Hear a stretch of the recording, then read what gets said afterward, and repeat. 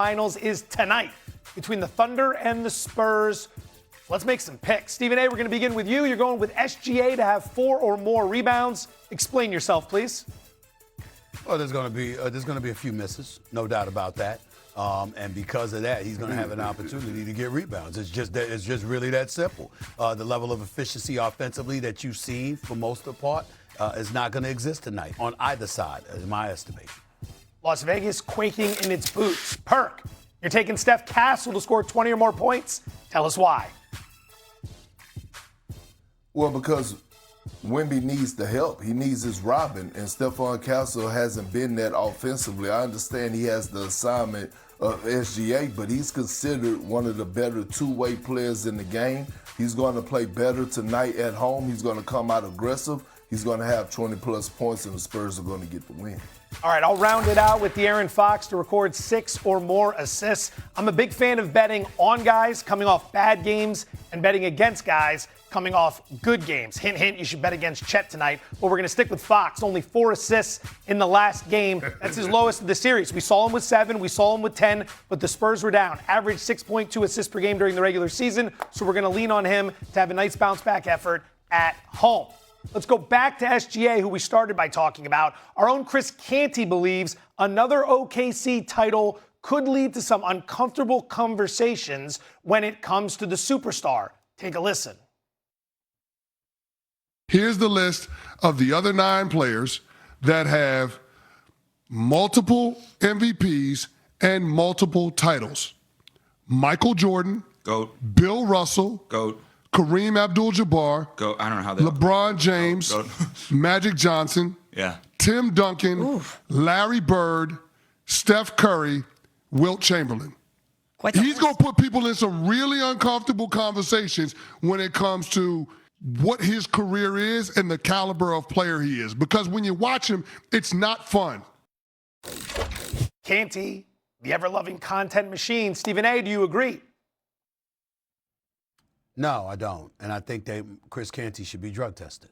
Let me be very, very clear. I mean, I've said that on several occasions. Let me tell you something right now. This is the thing about it, right? This is the thing about it. He should be tested. You know, urine sample and all that other stuff, blood work, all of that other stuff, okay? But let me tell you something right now. I'm only being facetious because I don't want him tested. And the reason I don't want him tested is because Chris Canty is some of the best morning radio in the business, man. I mean, he's must listen to. He just is, okay? He's always got something to say. He's smart. He's brilliant as hell. He knows the sports inside out, and I love my big brother, no doubt about it. But some of the things that he says, he come out of his mouth, I'm like, you know, really, somebody got on his damn nerves this morning, and he just coming with it. He's swinging, all right? That's what he's doing. Because this notion, I understand that SGA draws fouls. I understand that frustrates people. But I've also seen this brother look at folks and be like this, let me dance on you right now. Let me use my ball handling skills. Let me pull up with this mid-range. Let me turn around and drop this 3 on you. Let me do what it is I do. Let me finish on the break. Let me drive through the lane in the land of trees and still find a way to get it in the hole. The brother is special. Ladies and gentlemen, Shai Gilgeous-Alexander just finished his 4th consecutive year averaging over 30. Over 30.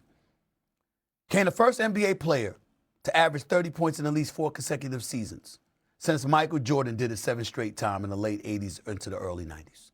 That's who SGA is, okay? The brother is just that dude.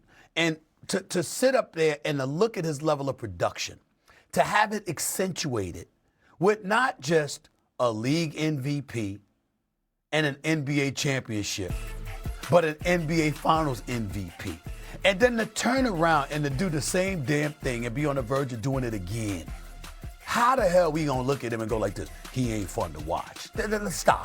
Stop. In the end, when you see his level of production, when you see his skill set at 6'7", okay, and you see that he closes, you have to pay homage. You have to bow down and give respect where it's due. I'm not saying that Chris Canty didn't respect him.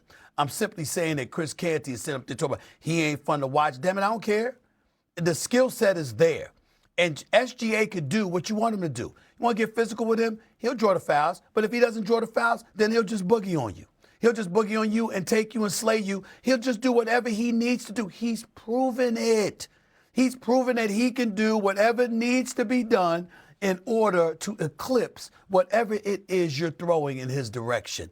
Somebody like that is not somebody that you say, it's a different conversation, man. How we gonna have that conversation? Because it's not fun to watch. Stop that. Stop that. Canty know better than that.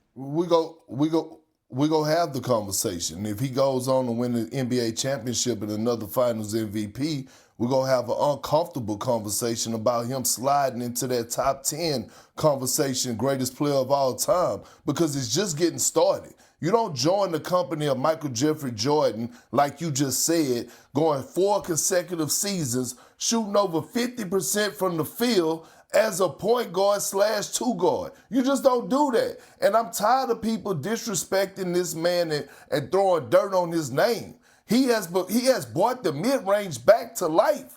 Between him and Big Body Brunson, we need to be thanking him when it comes to making tough contested twos and changing the way that the game has been played for us, this analytics and shooting threes or layups. He has got the game back to a great place that we used to appreciate when we used to watch guys like Jordan and Kobe pull up for mid-range and have counters and have the spin moves and finishing at the paint, because he is a player that plays below the rim. So it takes a different level of skills to be able to do what this man has been doing, and we have to stop disrespecting SGA name and respect it like it needs to be respected.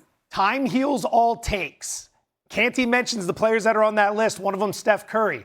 I was in the Bay Area when Steph Curry was cooking during the early stage of that dynasty. I remember people crapping all over Steph Curry because all he did was shoot the three. He was ruining the game. He didn't play D. He didn't show up in the finals. Iguodala won finals MVP. And now look at how we view Steph Curry, and it'll be the same thing with how we view SGA. So to recap, we have SGA to have 4 more rebounds, Stephon Castle to have 20 or more points, and De'Aaron Fox to record 6+ assists. Those odds are plus 600 for a parlay and available at Draft. To this, do those things look to you and feel to you like signs of fatigue? Yes, but nobody cares about fatigue in Game 5 of the Western Conference Finals. Right. And if you're Mitch Johnson, if you're on that court, you're watching him. That's why Mitch said, hey, we need you to be more impactful. I don't care if you don't drop 45 points. What I do care about is when your effort does not impact the game on both sides. I just think he looks mentally and physically spent to me. And particularly, Jay, when you point those things out, it's just like, shoulders down, arms down. It's not even him. It's not even him. Yeah. So the question is, how much of himself can he be tonight? Or is he really just shot for this particular playoff series at this time in his life, which he will use to, come back and make himself better, and he'll go visit monks, and he'll do all the stuff that he done. And I'm not making fun of him. I think he's amazing what he did this one-off season after that. But I just think he's spent. So there's an expression I like to use, which is some things are excuses. They always say no excuses.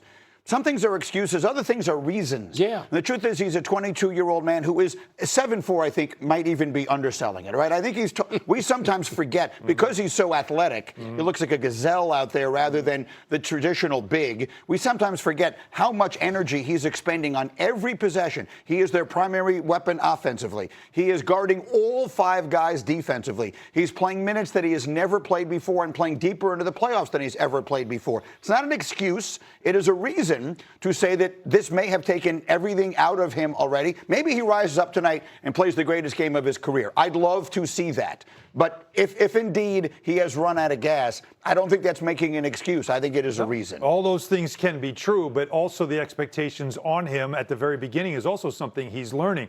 But the reality of everything you just said about the minutes and all that, when you look at his off-the-court minutes, and how the Spurs can't survive them when Luke Cornett is out on the floor. Luke Cornett played 56 minutes in this series, and they're minus 52. Like that, you can't live that way. So for him, he has to carry everything. And also, by the way, he and Shea have played the same amount of minutes, but Shea's not getting hit like he is. Hartenstein has done. You have to give credit where credit's due. Yeah. Hartenstein has made it a point. Jay, you and I had fun last week where you would follow me around and you were just hitting me, not letting me go anywhere. You said that's what he's got to do. That's exactly what Zay's been doing in this series, and it's been a difference maker. It's just little by little wearing him down. I'm going to tell you something, Mike. When we watched Anthony Edwards play last year, I remember I said it on this show. I was like, hey, he has to learn how to play with his back to the basket. because I think he can see where the double teams are coming from and work on developing like post go-to moves. I don't know what go-to moves Wemby has on the block.